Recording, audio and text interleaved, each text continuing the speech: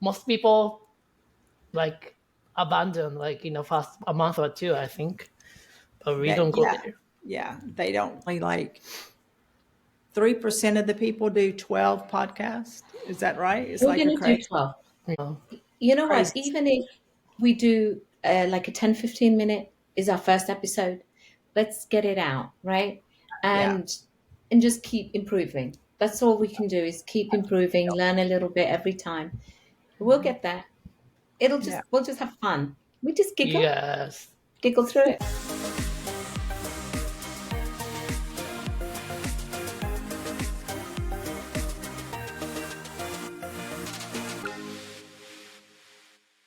So hello everybody. This is our very fast AI breakout. How are you guys today? Yes. How are you? So Great. good. We spent the last 1 hour setting up everything, but we are finally here. We are moving and we are hearing each other, so it's a great start. Yes, yes, yes.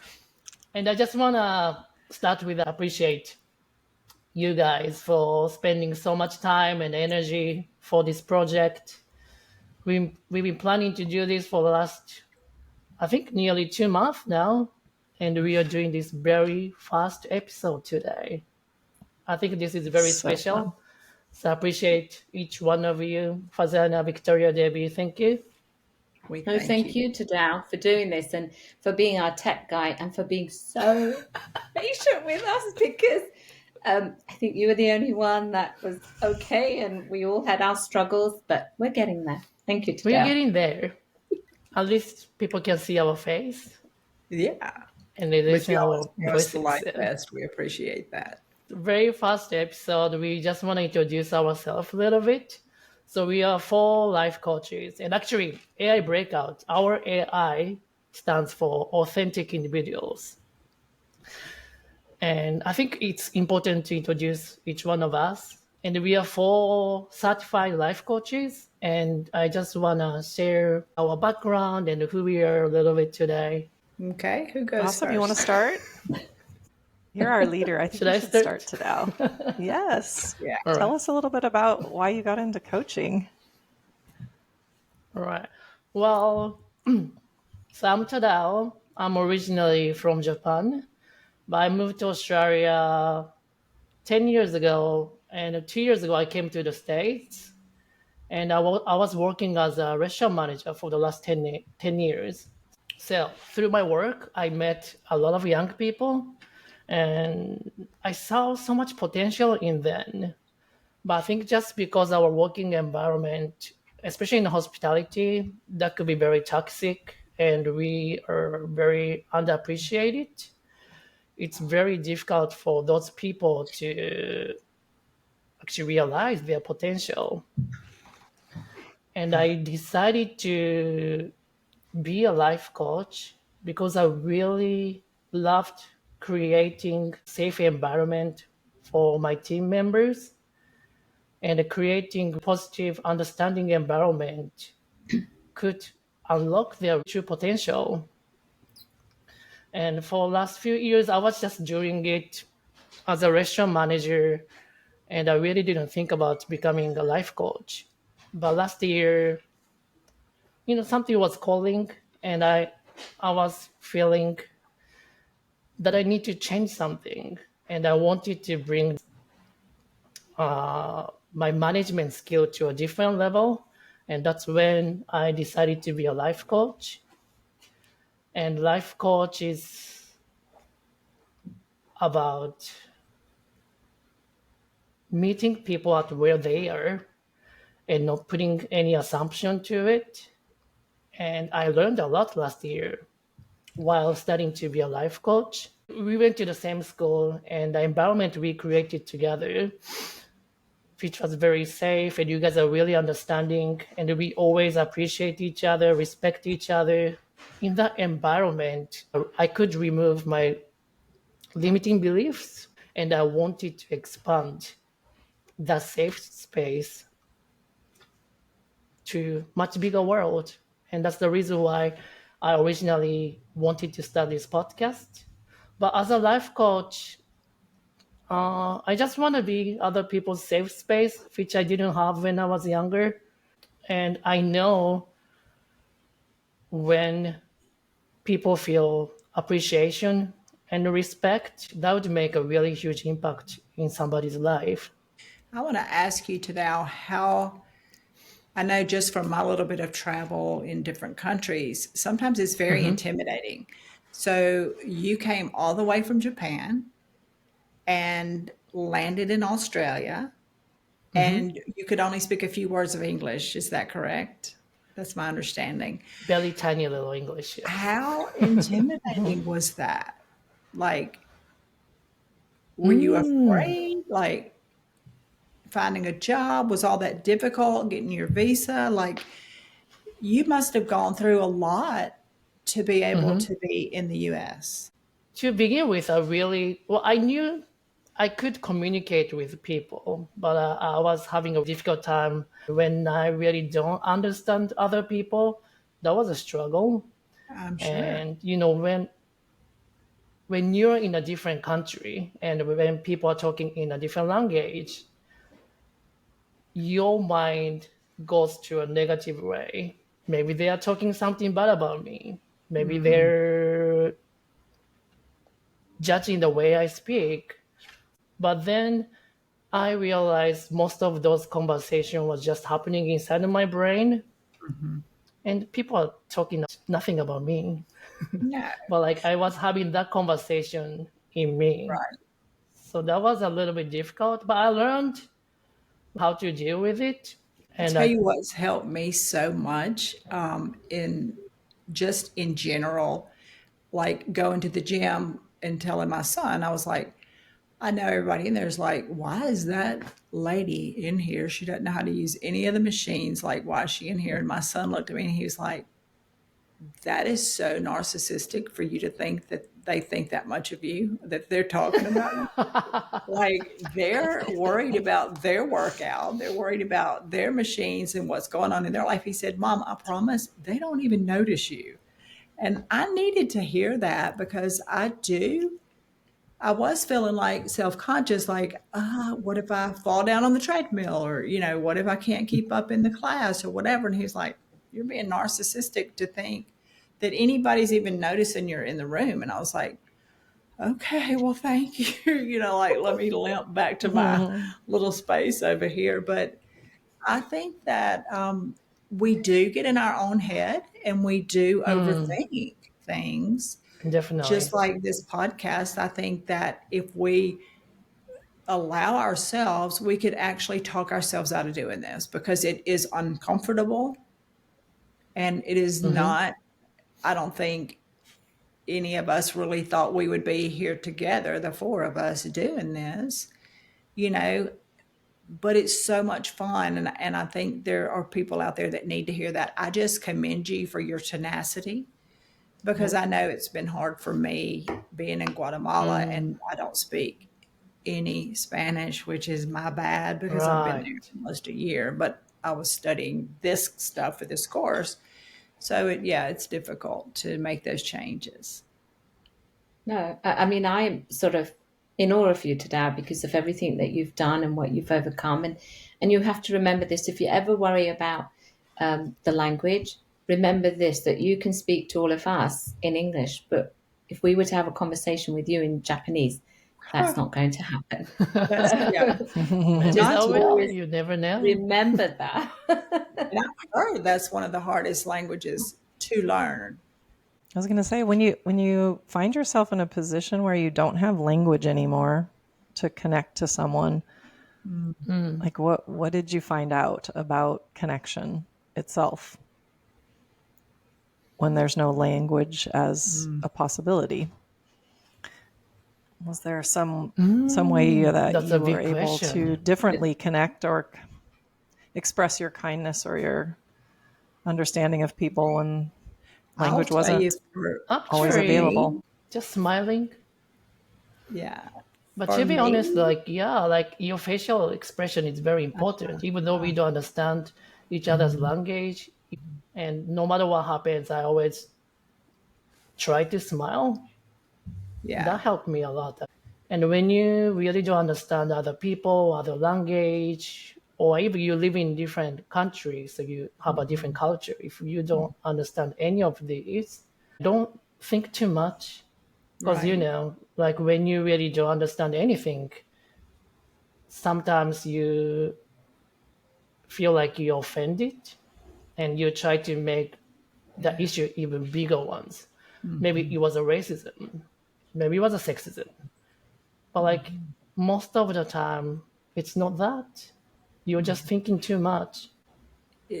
Me not being able to speak the language where I live makes me appreciate y'all even more because I can come together with people that are like minded, that are doing the same thing with this coaching program and all that we've learned.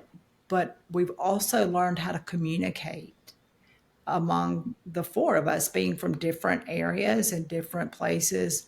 It's just been super special to me because Mm, I think all my life I've taken friendships maybe for granted, to a degree, because I just always would put off going to lunch with that friend or put off going to do something with that person. And like now, my best friend that I've had since third grade is suffering from Alzheimer's disease, and she can't pick up the phone and call right. me. She can't text me.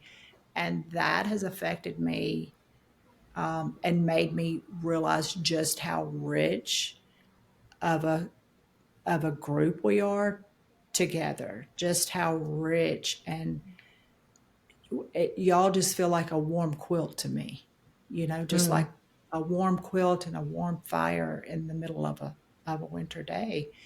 And I think that we do take things like that for granted sometimes. I know I did. And so I'm grateful for y'all, and I'm grateful that we have come together and that we're like minded and we're all trying to do the same thing, which is just to reach out and help people slow down a little bit and enjoy life a little bit more and take off some of the stress and worry that really is in our head, that we really mm. do just think about things to worry about, which is crazy, but that's just what human nature has done to us, I think. You're going to make me cry, Victoria. Don't make me cry. Are you crying on our very first episode? I What's mean, that? y'all, but it's just Perhaps, so true. Like y'all are my people. Y'all are my group. Mm, Y'all are my faves. And I've I've never had a problem having friends, and I've always been there to listen to them, but I've never had that connection that I have with y'all. And that's saying something at my age that we won't disclose at this point. But you know what I mean? Like it's really, when you look back over the years of the different friends that you've had in the different relationships, just to know that I can call any of y'all at any time of the day or night and say, mm, I need you. I really need to talk to you.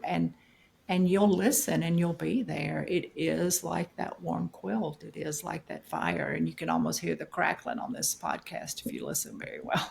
The fire crackling in the background.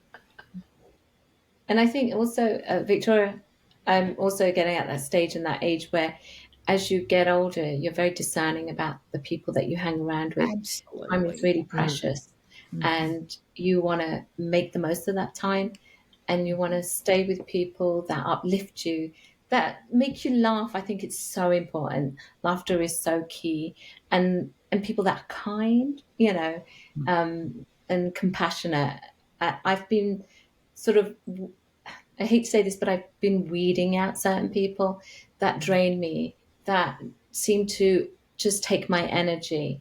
mm, And there is a time when you just have to cut out the things that are you feel are like toxic in your life. And I'm sure that's a whole other podcast. But I totally understand what you're saying. Every time we connect, we have a good giggle. We laugh. It's fun, you know. You're Absolutely. also patient today. You are the most patient. You're like you're a saint, right? Because we have our struggles with the technology and we're learning, we're going to get better, I'm sure, but there's just so much kindness. And I think we've said this before, and I'm going to say it again today: you are so kind. And to me, that is like one of the most important. I value people that are kind, because it's so easy to go the other way. It's so easy to throw out, horrible remarks, and take advantage of situations and be cruel. There are a lot of people who take so much joy out of being cruel, but you are so kind, and I this group appreciate is so that. compassionate. So I think we've been very, very blessed to find each other. Absolutely. Absolutely. Absolutely. Debbie, you're our lady of wisdom. We want to hear from you. Oh, I do. I just love what you've all said, and in reflecting on just the different chapters of life. Like I'm always in awe of how life brings in the people that we need for that time. And it's not that we move. We don't even necessarily have to, like, say, drop friends or family members that we might be close to at a time. It's that sometimes we just gravitate to others because of life circumstances, and then because we're at that place, like we all moved through a certain program and a time in our life where we were expanding as life coaches, and so then naturally we found each other in that mix, and that we get to just keep expanding on that relationship and our connection with each other. It's so beautiful, and it just enhances the life I already had with all of the friendships and family and experiences that I already had. And now I get to have all of this special time with you. And that just, it always, like, I love that flow of life. And I just have to remain open, because I can get really set in my ways, or set with my certain friends, or the people that I want to spend time with that may or may not be available. I've learned to just kind of adapt and let a little bit more of life flow. And then I end up in all these beautiful places when I do that. And that's what I see with you, Tadao, is just your openness, leaving your home country and setting out on a journey that you're still on. Just letting what needs to flow in come. And I was wondering, Tadao, if any part of that journey influences your coaching, or has any part in your coaching where you are curious about other people's journeys, in their cultural experiences, coming in or out of different countries, or trying to do what you did, which is to start a life somewhere completely abroad and different. Absolutely. Because what I thought really normal back in Japan, it could be something extraordinary in other country. And it's same for other people. Like if they come from overseas and starting their new life, it's not an easy journey. They need a lot of adjustment, and they need to see the world with totally different perspective. So I think it affected how I coach people as well. It made me, like when you experience something and if you get hurt, that's gonna be your wisdom. So like I understand people's pain more deeply because of the experience I had. So this journey definitely affected me more to What's be compassionate. but what's beautiful is you've turned your pain into purpose.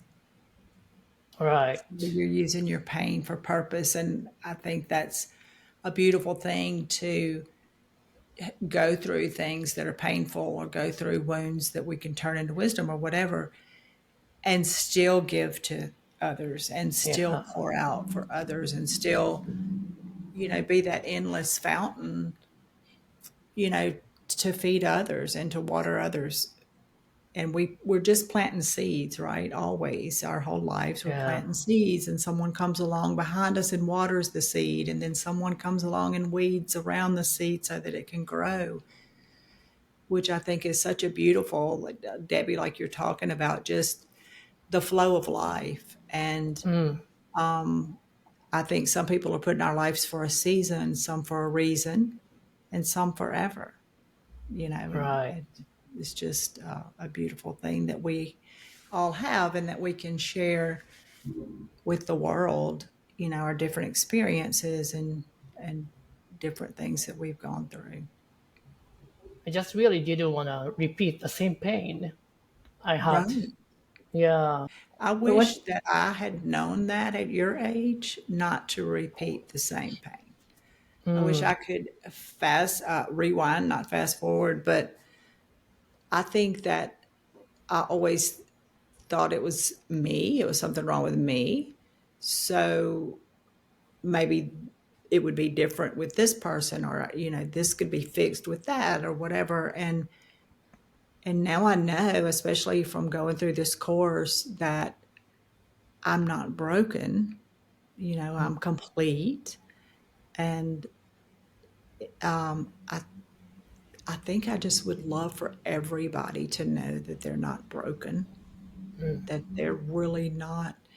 You know, so many people are, well, everybody nowadays is, oh, I'm broken, or I'm shattered, or I'm this, or I'm that. And we're really all complete. We have everything we need to make a situation work or not.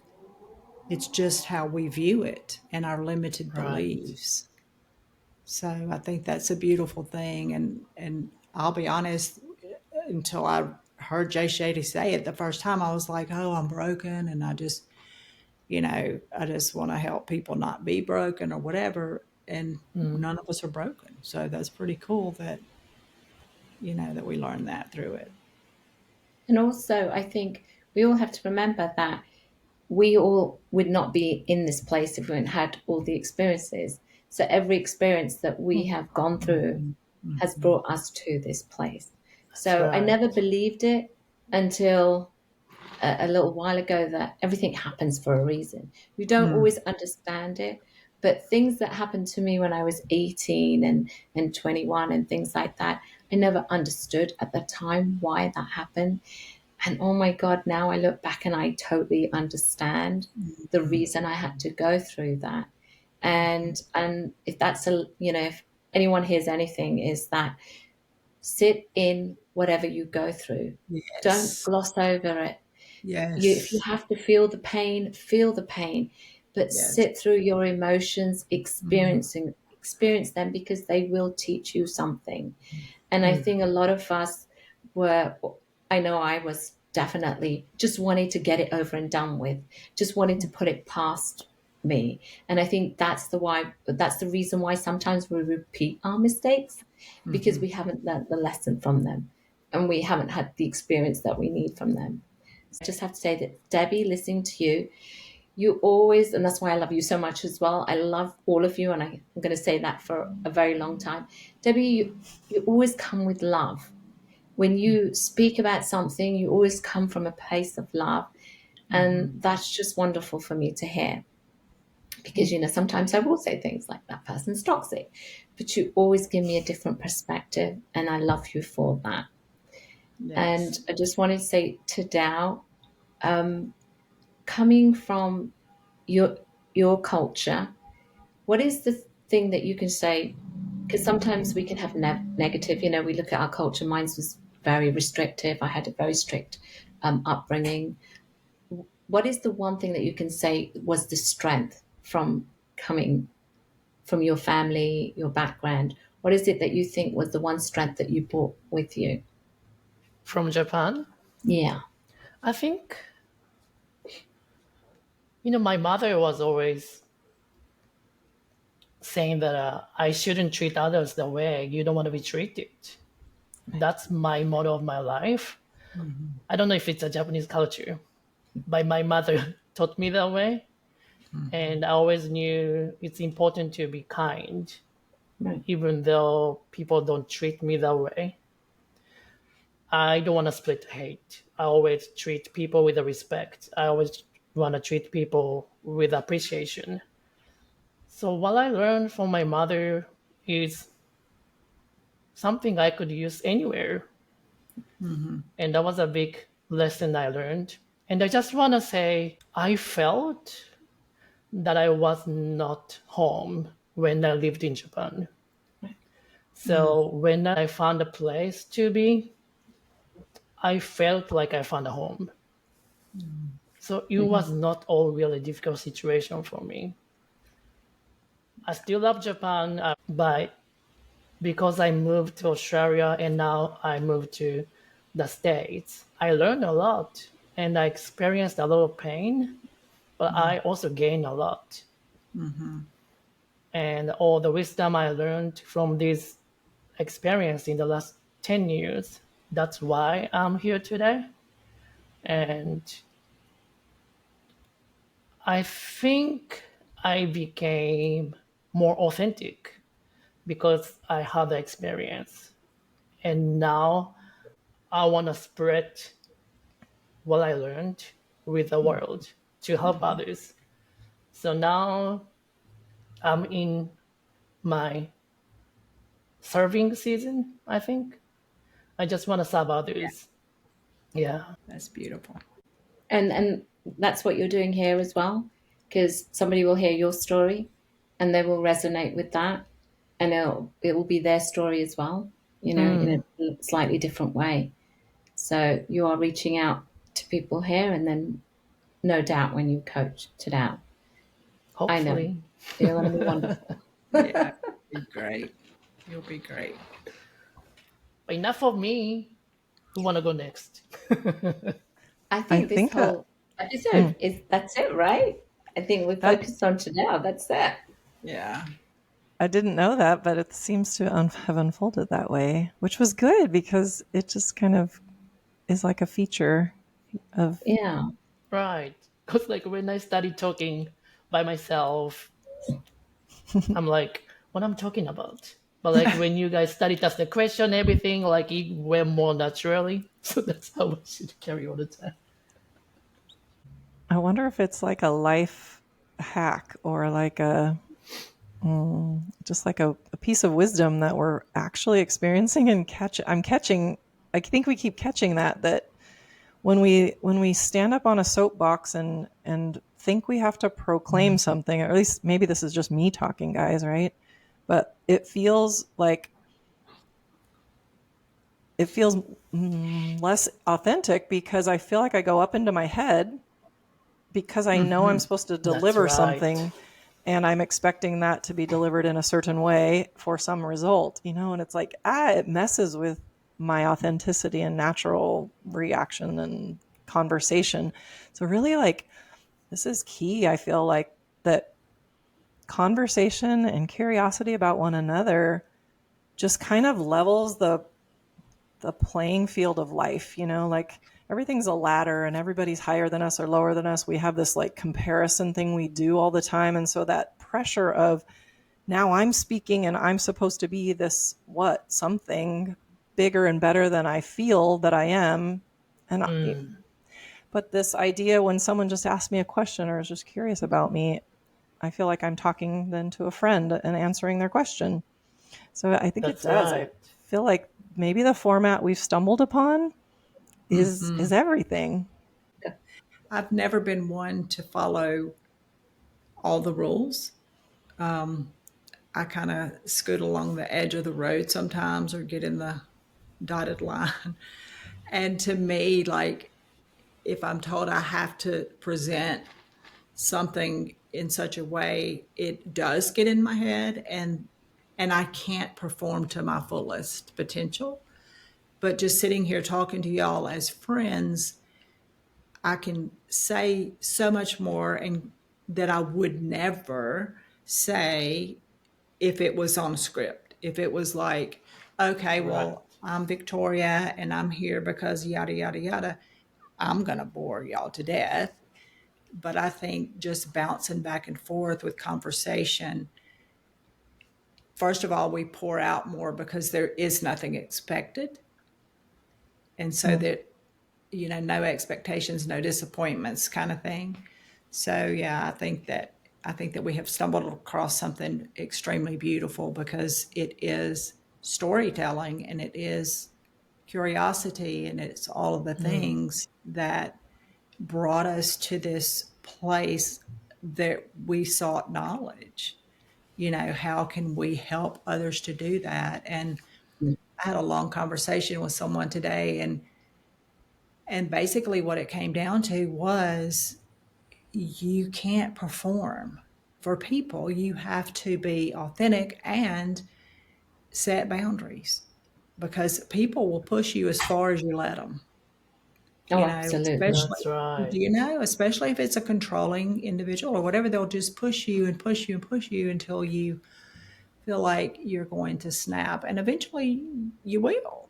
We're not made to do that. We're not made to be robots or whatever. So I do think that it's such a beautiful experience that we all have and that we can share, and that it is both productive and fulfilling. Right. It's very fulfilling to me, our conversations. Alright, so it was our very first episode for AI Breakout. We try to be authentic, so we show you guys everything. Thank you for watching today. Have a great day. I don't think they can hear me. Oh, Can you she's hear me? gone. Oh, we lost it. Oh man. That was perfect timing. better- That was shoot. perfect timing. If You can hear there's me? a You can see God, me? please shake Debbie online. Oh no, you can you guys hear me? Fine. I'm here. Nobody can hear me. So just in case she's not back, we lost our beloved Debbie in an internet accident. She's not with us tonight.